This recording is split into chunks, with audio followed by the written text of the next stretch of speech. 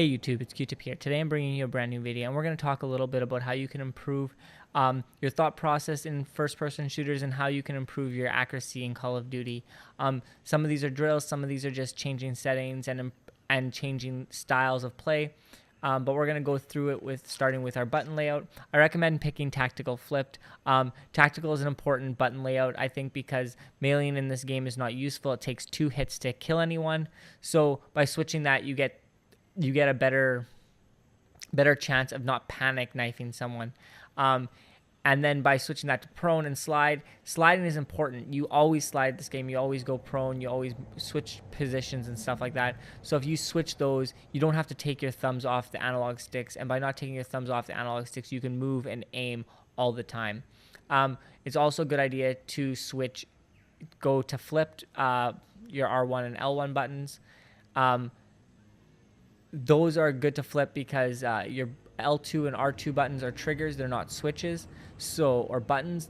So they take a little bit of time to actuate. They have a point how far you have to pull them. Plus, if you don't have trigger stops, you have to pull them all the way most of the time because you're waiting for a stop point, even though they actuate at like a 3mm or 4mm distance.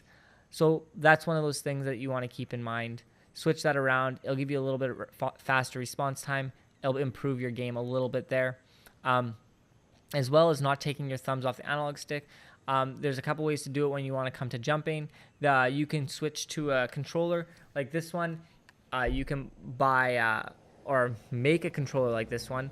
I just took some switches and some buttons out of some controllers that I had lying around. Controllers that I had lying around, and then hot glue gun some wooden shims to the back. They get a bit dirty, but whatever. And then I use some wire out of an old USB cable. Works perfectly. You can use headphone wire. There's a lot of different wires that you can use. Just have to have some soldering skills. You can also switch to a claw position where you hold your controller like this. Just the right hand here I'm going to show. You hold it like this. You move this finger and you aim like this. That helps too. Your last method is switching to bumper tactical flipped. And that will switch your X and your L2 button around. So this is jump. It allows you to use your middle finger to jump and your pointer finger to aim. It's also another good option. I recommend switching to one of those 3 things so that you are able to jump and aim at the same time. This game is very vertical, and it is important to be able to move and aim in every situation. Let's go down to vibration. Disabling vibration is a matter of preference in some cases, but at the same time is very beneficial. If you disable your vibration, you allow yourself to not have your controller dictate what your hand does.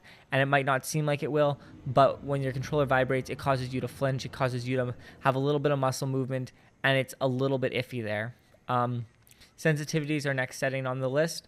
I recommend a sensitivity between 3 and 5. Some people say you can go as high as you want. If you're perfect with a 20 sensitivity, you're gonna be amazing. But the higher the sensitivity is, the less accurate you're gonna be. Even though you can snap on targets quickly, that only helps at close range, and that really hurts you when you get into long-range fights. So I recommend not having a super high sensitivity. I know when it comes to sniping you do, but we're just going to talk about assault rifles and SMGs. Lower the sensitivity down a little bit. Try, if you're on an 8, try going to a 5. I know a lot of people who have switched like that, and their accuracy and their KDR has improved because of it. So yeah, even the pros are using these lower sensitivities, and it doesn't even matter if you're playing on a console, if you're playing on a PC. Even the pros on PC play with a lower sensitivity a lot of the time because they want to be able to have those minute movements that are going to help them aim on the person's head that much easier without having to move their mouse 2 inches or their analog stick 2mm or whatever it is. Safe area is another thing that I recommend. Lowering your margins down lower and puts your mini-map closer to your crosshairs, which means you don't have to look off the center of your screen as far, and it's just that 1/10 of a second time that you improve there. Audio is huge. If you don't have a good audio solution, you're going to have a hard time hearing people. You don't know how many times I have won a gunfight because I'm looking around a corner or looking in a window and I see someone, and then in the back I hear some footsteps. So I turn around, I go look in that back door, and I take out the guy because I knew he was going to be there before he knew I was going to be there. I use a couple solutions here. You can buy some gaming grade Turtle Beaches or Astros, or I think Razer makes some. There's a couple companies that make gaming headphones. They come with mics, and they're great, but their sound is not perfect. A good pair of studio headphones is going to be amazing. If you get a good pair of studio headphones and an amp for them, you're going to have a great situational sound. I use these AKG M220s. I got them off Mass Drop. Sorry. Oh, no, right there it is. Yeah. I got them off Mass Drop for like $59 or $69, and they're amazing. They don't have a mic, but I run them through a little makeshift amplifier that I have, and then I use the standard PlayStation mic, and that just works wonders. If you don't have that, you can also use some in-ear monitors or just regular earbuds. These ones are the ones I use for work. They have a different cable without a mic on them, but this one has a mic and a volume slider, which is nice just to plug them into the controller. You can use them at friend's house. You don't have to bring a bunch of stuff. They cancel out the noise so you can hear the game much better and you can't hear the surrounding noise. But your situational awareness is a little bit lower due to that they're so small and they don't have it as a large area. But it still helps you hear footsteps when they're behind you, even though you don't know exactly what direction they're coming from. You can usually predict that quite well. You'll want to enable target assist. Target assist is really important in this game. Disable it for the drills I'm going to show you later, but for when you're playing multiplayer, enable it, and then motion blur, disable that. It just helps you see your targets a little bit clearer, and that's a little bit better. Another setting that isn't really a setting, but a suggestion and a highly recommended one is getting yourself a monitor. I play on a 24-inch BenQ 144 hertz monitor. You don't need that, but that's what I use considering I switched from PC gaming. So I recommend getting that. The reason for that is monitors have less of an input lag than most televisions, especially your smart TVs. Your smart TVs use a processor, and even on game mode, it still kind of has some input lag there. If you switch to a low response time monitor, you're going to notice that your shots are a little bit more accurate because the target on screen is where it is at all times. It's not moving around as much. Like where you see it is basically where it is. So those are like the settings and the things that I recommend getting to improve. Some of them cost money, but you can get a cheap monitor off of probably Craigslist if you're in the States, and Kijiji if you're in Canada. So we're going to go through some gun recoil and spread here. If you're trying to shoot this gun, which we'll pretend is a guy, and you are going to use, let's say, around 15, 20 rounds at this range. So that was 10 rounds, but you hit him 5 times, and that was lucky this time. The last time I've tried this, I hit him twice. You never know where your bullets are going to go. Look, like you have 1, 2, 3, 4, 5, 6, 7, 8, 9. Okay, they're all on the board here, which is awesome. But you got one here, here, over there, and over there. So only half your rounds actually hit him. So you got to keep that in mind when you're playing. You want to keep your crosshairs in a situation where basically the entire crosshair is hitting the guy. At this range, some of the bullets go outside of the range of the crosshair because it moves around. But if you're here, all of those bullets that hit him, he's dead instantly. And it's going to feel like he's getting shredded. So using that here, it's better to do that here because you can stay on him easier than going like this because you can't move as fast. So close range, you want to hip fire. Try to figure out your ranges where your gun is going to be optimal for hip firing. And that there's also your recoil pattern. This gun we're going to just fire straight up, and we're going to see how it goes. So that's without touching the analog stick. You can just see the gun goes up, kicks to the left a little bit, goes straight up again, kind of kicks to the left, goes up, hits that point, and then it just stays. And that's where the gun just goes left and right. You can see that it goes left, right, left, right. Let's try controlling that recoil on this circle here. And the gun has a really high first shot kick. So it's going to go up, and I'm going to have to pull it down. But we're going to try to compensate that.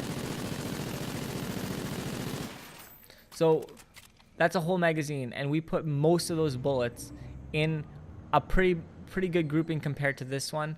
Now, your third option is burst firing. And the way these guns work is they recenter themselves when you burst fire. So if I fire like this, it always goes back to that spot. So there's really no point of compensating the recoil at that point. It sways a little bit to left and right, but that at a long range with this gun, you can kill a guy if you burst fire him. Because look where the bullets go, and compared to that, holding it down. So keep these methods in your mind when you're running around shooting guys. Try to pretend that or try to remember if they're at range. Try to burst fire them. If guy's at this range, burst fire him. If he's at this range, ADS him. And if he's at like this range, just hip fire him. Keep those in mind. Try to figure out when you should use them. They'll improve your overall gunplay. They'll improve how you kill guys at range. And then a couple of the other aspects you're going to want to keep in mind is head glitching. There's a few spots on this map, not too many, that are amazing, but there's a few spots, like there's one here where you can head glitch anyone coming up those stairs there. They're not really going to see you. There's one down here by the rock. You can prone here. This is a great one. People from there are going to see you, but people, if they're coming through there, you got a good vantage point on them. And then there's this one here by this rock where you can just see them. This one isn't as good as that one there, but it still works. You can just hide here, cover it. Those are some ideas that you want to keep in mind for head glitching. This one isn't great, but if you're coming around here prone, you're going to see probably like chest, upper head here, and they're going to see forehead, maybe down to neck area. Those are things to keep in mind when you're running around. And the last one is peeking. Peeking and pre-firing. And peeking would be, you know a guy's like right there by the window, so you peek, you see him there, so you hide a little bit. You don't want to push him because you know he has the better vantage point. Remember, you got your whole body showing here. He might not at that point. So you want to peek, figure out where he is. If you see him moving, kind of maybe wait for him, go prone.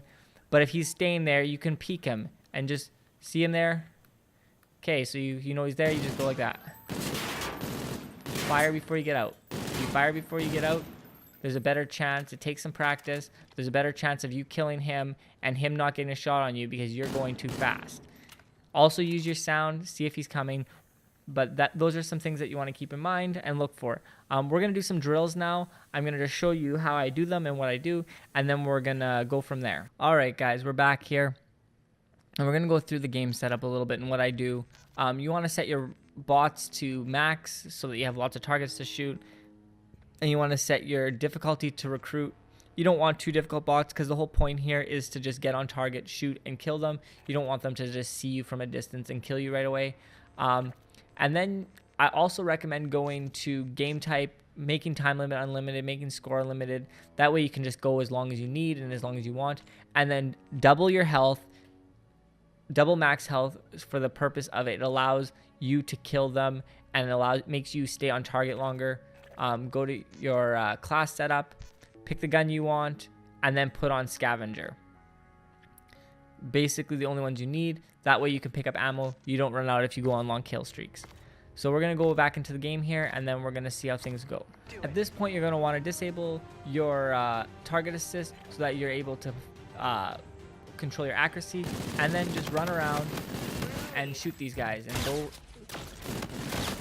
learn how to control your recoil, learn how close you need to be to kill someone, like these guys here. Hip fires a little bit far, and you saw me melee there, and I did not kill him because he didn't have enough damage.